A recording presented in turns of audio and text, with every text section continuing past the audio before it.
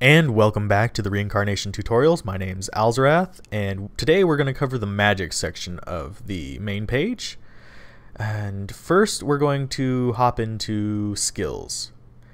Now, usually you'll want to come in here before spending any turns whatsoever. I mean, it doesn't really matter right now. I don't really have that much of a risk of researching a spell. Here you'll have a list of each of your different skills available to you. The ones with the colored dots next to them are color specific, and for any color other than your own, you have to spend twice as much time generating that skill. There's people who have used off-color skills effectively. I don't really recommend it. I'll cover the different effects of each of them at another time. However, you also have neutral skills, which you can accumulate at the same speed as your skill. These are very useful little skills, and they're available to all colors. You can get 10 in one and 10 in another, switching mid-reset. This is not a permanent selection. You just spend time on it, and as soon as you hit the turns needed, or the actual research points, I believe is what they called it, needed to learn the skill, you learn the skill that you have selected.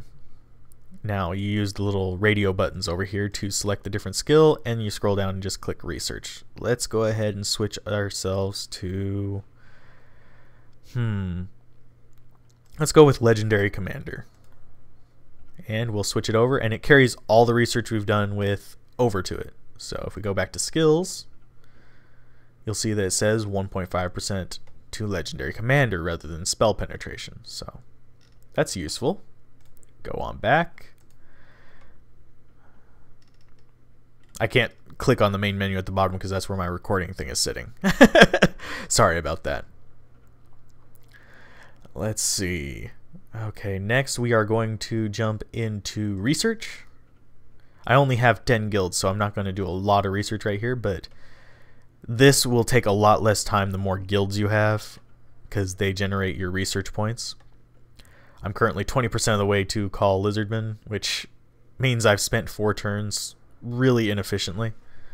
But that was with passive research. Passive research happens every single turn you take. It'll take forever to research if you just don't have any guilds and you leave it only to passive research. I'm going to be, with this particular mage, I'm going to be doing active research primarily. So you have a lot of options here. You have your spell level, your currently researching spell, your current progress, and it'll save the progress on the spell you're researching. If you switch, like if I switch to Eye of the Eagle and click research, it'll save the research I've done on here, but we'll start researching Eye of the Eagle. Now, if I wanted to just research eradication spells, I'd click on Call Lizardman, and then I'd click on Research All Spells of this color, and then click on research, and it'll only research eradication magic until eradication magic is done. Then it'll go on to the next research topic. Now here is your active research. This basically doubles the speed at which you research. So if you really want that spell right now, which in the case of my research, I want to get all the spells right now. I'm going to put a number in there and then click research. I'm not going to do that right now because I haven't built any guilds, so it'd be kind of pointless. I need to build up my kingdom a little bit. But yeah, this is early on. This is a screen you'll see a lot of. You want to research as many of your spells as fast as possible, because spell level influences how many units you get, how many times you fail casting a spell. And you can even fail your on-color spells if your spell level is too low. However, off-color, even if you have max spell level, you have a chance of failure, especially if it's an opposing color. Like if I'm eradication casting higher level ascendant magic, it's going to fail a lot more than, say, a verdant casting ascendant magic, because you'll see they're actually next to each other, and blue and white are next to each other as well, Phantasm and Ascendant. So if we go back to here, we have our use item screen. I don't currently have any items, but you'd be able to select an item from this pull down menu. If it's a targeted item, such as, well, let's say pipes of the sewer, which will damage the opponent's kingdom, you can type in their number here, the number that is displayed up here. And you can select how many times you want to use the item. Of course, the items break after one use, so if you have one of the item, you can only use it once. If you have 99 of the item, you can use it 99 times. It takes one turn to use one item, though, so if you use it 99 times, you're using 99 turns. Oh, and also there's the sell item, which will take you to the black market. I'll cover that in the black market section. Let's see. Let's go with our cast spell and summon are fairly similar. Summon just only displays the summon spells. Cast spell summons calls all your spells up. Currently I have Blaze. That's the only spell I have. It's a battle spell. It's not going to do me any good. I can't cast it outside of battle. And here you can look through your list. You can edit your favorite spells list. Very nice customization there.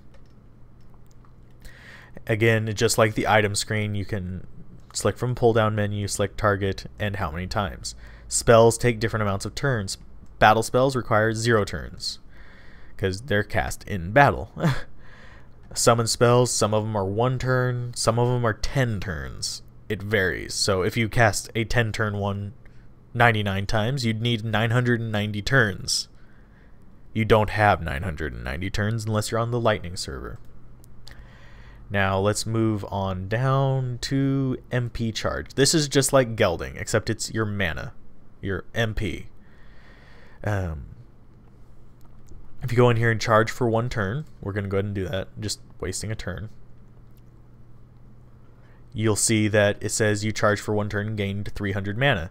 If you do the math on what just happened, though, you'll notice that you have higher mana than just 300 plus. That's because I have a positive mana income. If you have a negative income, it'll actually be lower. And again, that isn't going to show my turn screen for some reason. Let's go ahead and move on down to our assignment.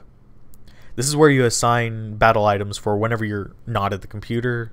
If someone attacks, well, actually this is just defense in general. Even if you're at the computer whenever you're attacked, you won't get to choose your spell or item. But you have a drop down list of your items here. And yeah, that's a funny text that shows up if you don't have an assignment. Generally, it's best to always have an assignment. I'll cover different things for that. Now this, the condition on it, you can set the percent army power. This is not kingdom power. This is army power. If their army is over 25% the size of yours and you have enemy over 25%, your item will trigger. If their army is smaller than 25% of your army, it won't trigger. I do not ever recommend using use always. This is a bad idea. Someone will, especially in a war, someone will use up all of your item and leave you defenseless. Now, custom, you can actually set your custom percent. Let's put it right there. La-di-da. Same for spell. I currently have Blaze, so I can actually set Blaze on there, and let's set it at 50%. I don't have an army, so I won't really defend, but here you'll see just the result of your actions. And in here you have Dispel. This is an especially useful page during war. When you're not in war, you won't use it as often, but it does have its place. For your own spells, you can come in here and just click a button, and then Dispel Certification, and click Dispel, and it'll go away for most of your own spells. For enemy spells and certain undispellable spells, they're listed as undispellable, you actually have to spend mana. Now the formula for that is a little bit tricky. You can look it up on the wiki. I'm probably not going to cover that in my tutorials because that is one area that I prefer prevention over active, but if you're in a serious war, they're going to get them on you anyway. There are better people to explain dispel mechanics than myself. And that is that for the magic section of the Reincarnation's main page. This has been Alzorath, and I hope to see you on future The Reincarnation tutorials. Keep gaming, have fun, and be sure to subscribe for more information later. I'll be covering the Soothsayer section next time.